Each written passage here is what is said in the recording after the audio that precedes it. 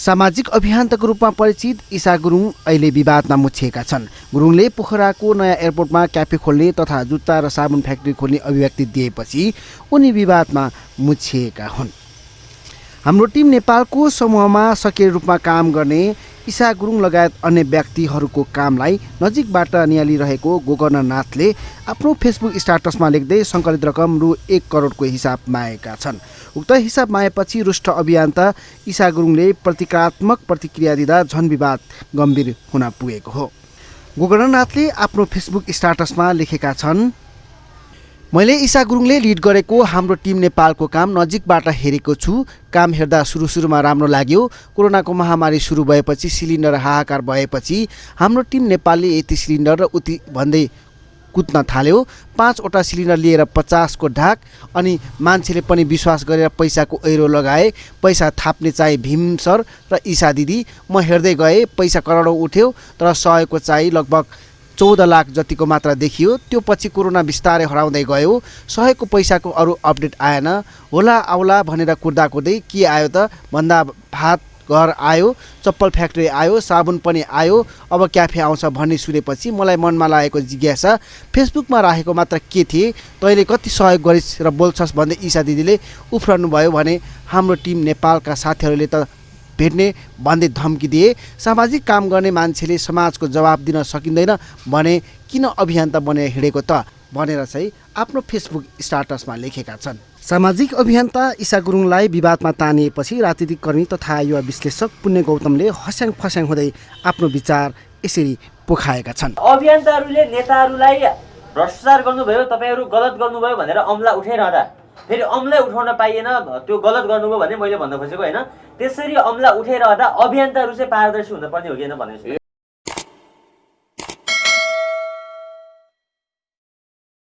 यो अभियन्ताका दोसल्ला ओढेका मानिसहरू हदैसम्म गनाए र अभियन्ता भन्ने शब्द नै नेपाली समाजमा एकदमै दुर्गन्धित सुनिन थाल्यो भनेर मैले त मलाई अभियन्ता नभन्नुहोस्, म एउटा राजनीतिक कर्मी र सामाजिक अभियानी हुँ भनेर, मानवतावादी अभियानी हुँ भनेर भनेको छु। र जहाँसम्म तपाईँले मलाई भन्नुभयो बालजाक फ्रान्सेली विश्वप्रसिद्ध साहित्यकारको भनाइमा कोही मानिसहरू यस्ता हुन्छन् जो यस्ता शोषित हुन्छन् जसको भविष्यमा शोषक हुने प्रबल इच्छा हुन्छ अनि भ्रष्टाचार गर्ने मौका नपाएकाहरू भ्रष्टाचारको खुनखुत्रो उतार्छन् र भविष्यमा भ्रष्टाचारी बन्छन्। त्यसकारण कुण्ठित मानिसहरू, कुण्ठित जमातहरू अहिले एकदम राज्य विरुद्धको फ्रस्ट्रेसनलाई आगोमा घिउ थपे जस्तै प्रयोग गरेर आफू लखपति करोडपति हुने, चिल्ला गाडीमा चढ्ने, लुटपाट धन्दा चलाउने अनि अनेक किसिमका नानावली व्यवसाय गरेर पब्लिकलाई पनि भ्रममा राख्ने, मिडियामा पनि ठुल्ठुला कुरा गर्ने, हिजो पानी बेच्नेहरू, हिजो बाँदर लड्ने भिरबाट आएकाहरू आज महलपति भएका छन्। हेलिकप्टर चार्टर गरी विभिन्न ठाउँमा जान सक्ने हैसियत राखेका छन् र ती मानिसहरूलाई जनताले अहिले प्रश्न उठाएका छन्, कहाँबाट आयो, हाम्रो पैसाको सही सदुपयोग हुनु पर्यो, पाई हिसाब किताब चाहियो भनिरहेका छन्। हजुर पुण्य सर, पछिल्लो समय सामाजिक सञ्जालमा एउटा विवाद चुलिएको छ कि हजुर, हाम्रो टिम नेपाल होइन, तपाईँले नाम सुन्नुभएको छ हाम्रो टिम नेपाल?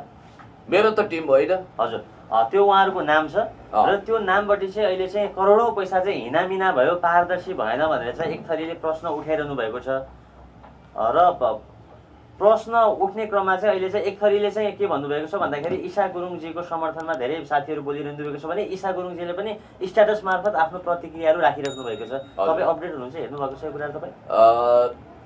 हाम्रो टिम नेपाल भन्ने एउटा संस्थाको विषयमा उठाएको प्रश्नको विषयमा तपाईँसँग कुनै प्रमाण छ?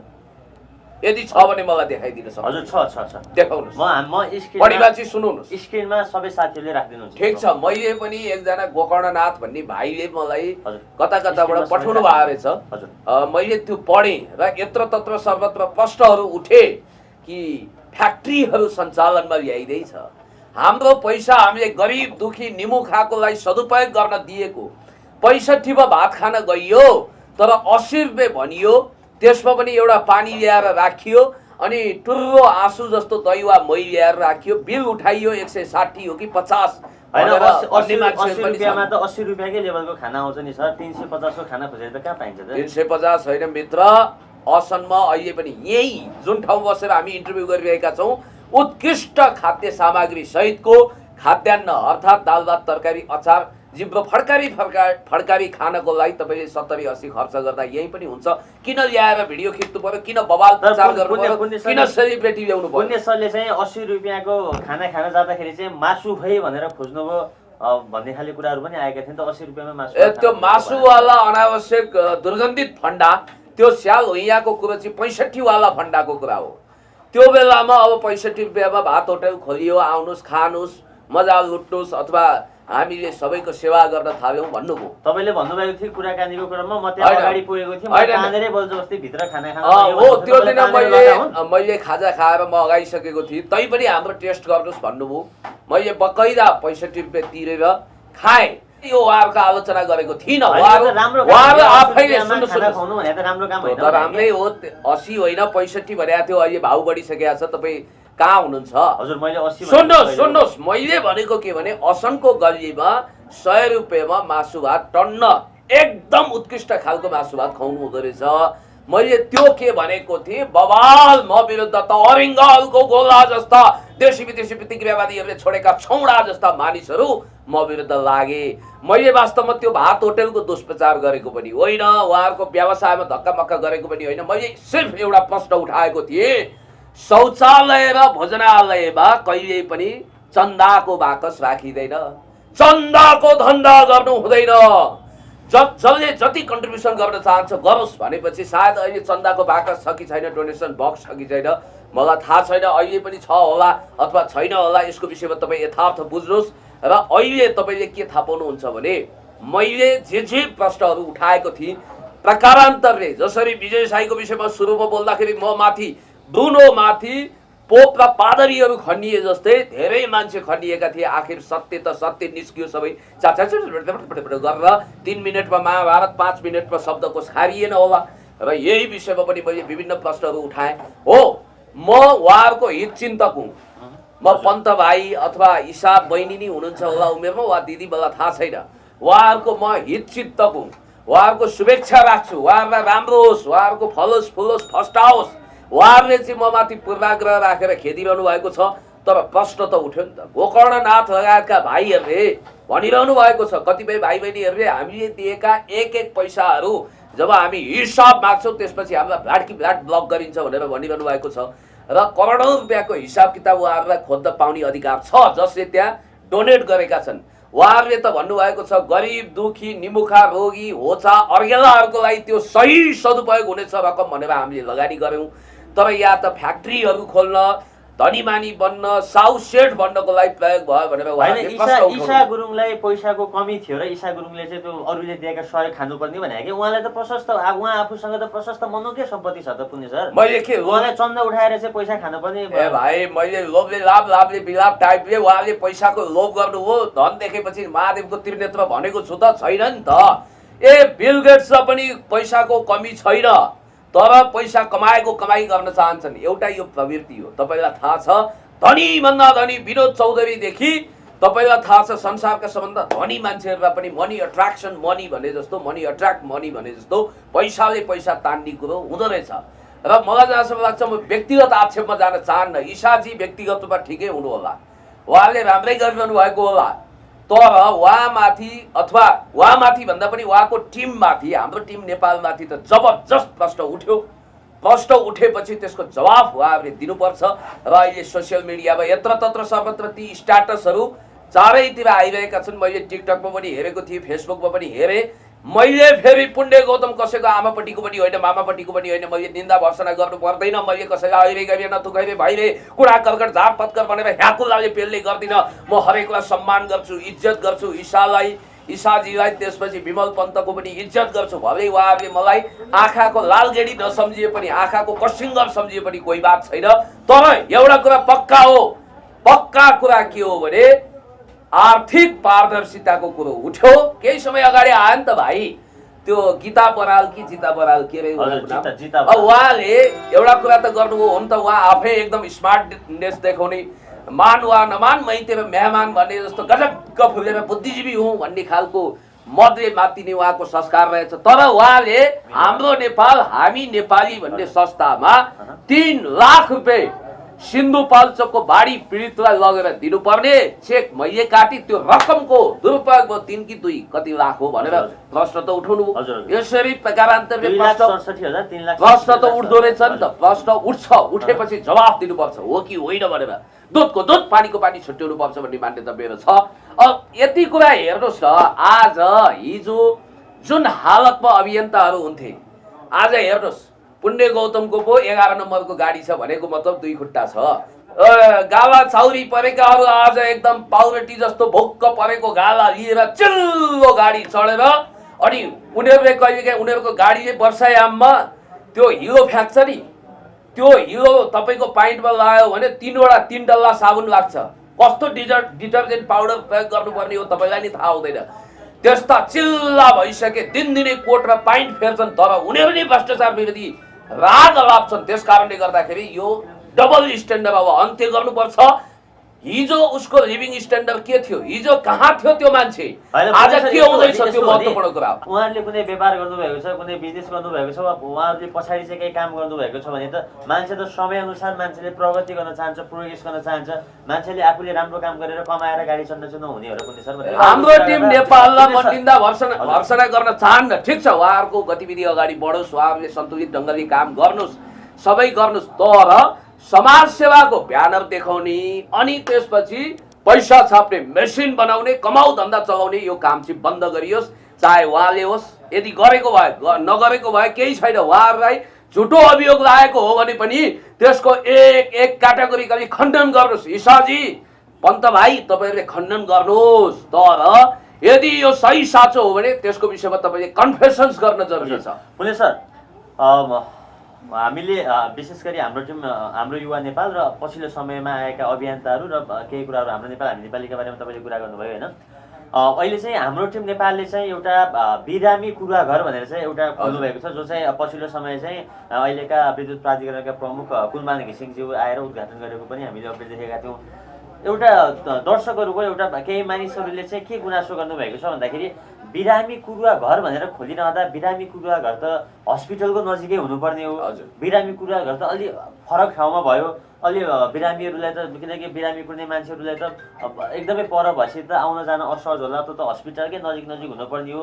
यो कन्सेप्ट अलि भएन कि भन्ने खाले कुरा पनि उठाउनु भएको छ। यसमा चाहिँ तपाईँको प्रतिक्रिया के छ? होइन, बिरामी कुरुवा घर बन्नुपर्छ, बनाउनु पर्छ, राम्रो कुरा हो, त्यसको समर्थन गर्नुपर्छ। हजुर, जस्तो ठिक छ, हाम्रो टिम नेपालले केही पवित्र अभियान गर्छ, गरिब दुखीको सेवा गर्छ भने कोही बात छैन। हामी मुक्त कण्ठले तारिफ गर्नको निम्ति कन्जुस्याइ गर्दैनौँ। जहाँसम्म यो बिरामी कुरुवा घरको कुरा हो, तपाईँले भने जस्तो फिजिबिलिटी स्टडी गरेर हस्पिटलभन्दा कति टाढा राख्ने, कति डिस्टेन्समा राख्ने, त्यसको इन्फ्रास्ट्रक्चर के गर्ने, त्यसका भौतिक पूर्वाधारहरू सुविधा कसरी जुटाउने भन्ने विषय भन्दा पनि चिप पपुलारिटी, सस्तो लोकप्रियताको लागि हतार सेलिब्रेटी स्टारडम बोकेका नेपाल विद्युत प्राधिकरणका आदरणीय कार्यकारी निर्देशक कुलमान घिसिङज्यूलाई बोलाएर, हिरोहरूलाई बोलाएर, पल्सारलाई बोलाएर जसरी कामहरू गरिएको छ त्यसमा परिपक्वता कति छ, त्यो साँच्चै नै गरिब दुखीप्रति समर्पित भएर गरेको कि अथवा त्यसलाई देखाएर थप व्यापार व्यवसाय विस्तार गर्न खोजेको भनेर कतिले प्रश्न चाहिँ उठाएका छन्। खैर,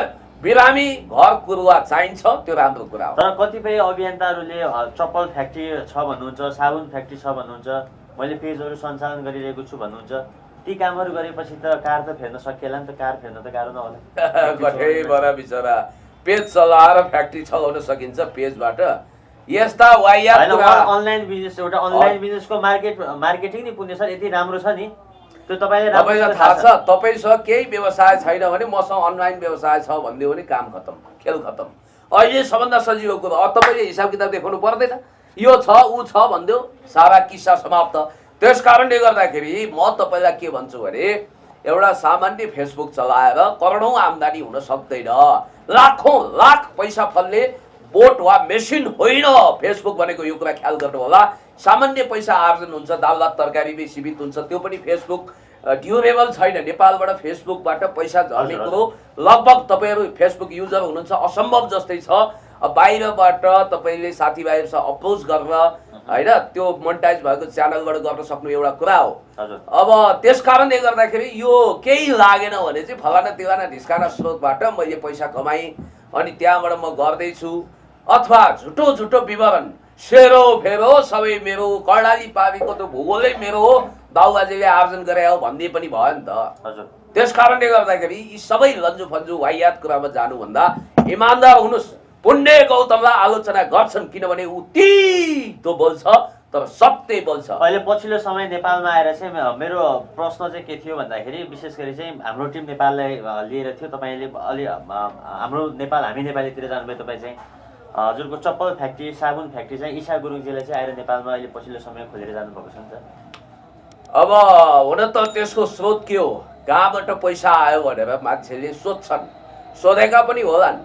अब उहाँले त्यसको जवाब दिनुपर्ने होला, दिनु पनि भएको होला। अब मलाई जहाँसम्म लाग्छ उहाँले अब यो कुरा सुन्दा उहाँ दुखी हुनुहुन्छ, तर सत्य भने सत्य हो।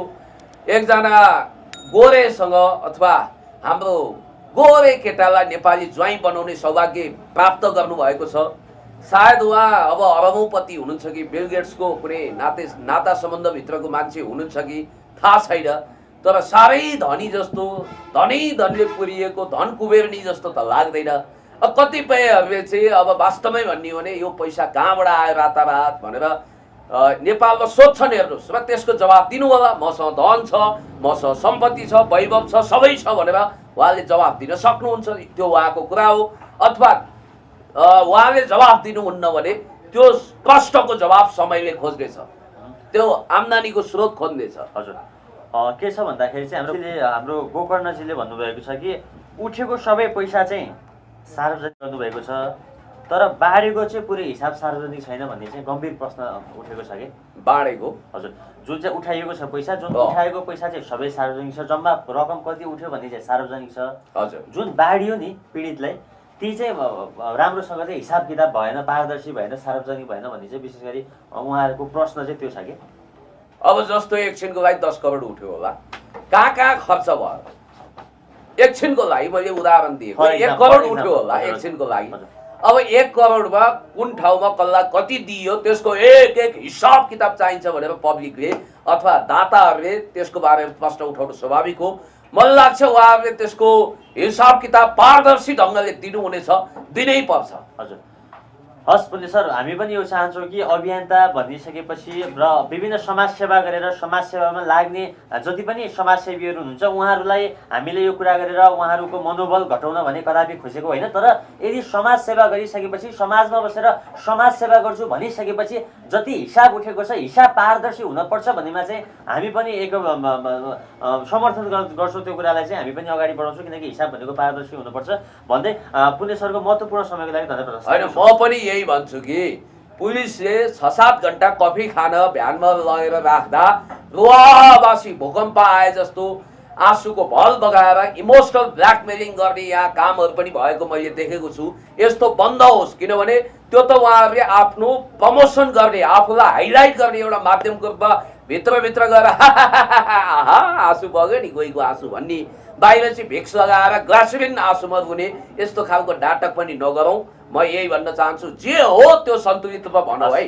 तपाईँलाई एउटा कुरा थाहा छ, कोरोना अथवा कोभिड-19 को समयमा अक्सिजनवाला फन्डाले केही मान्छेहरू रातारात करोडपति भएका छन्।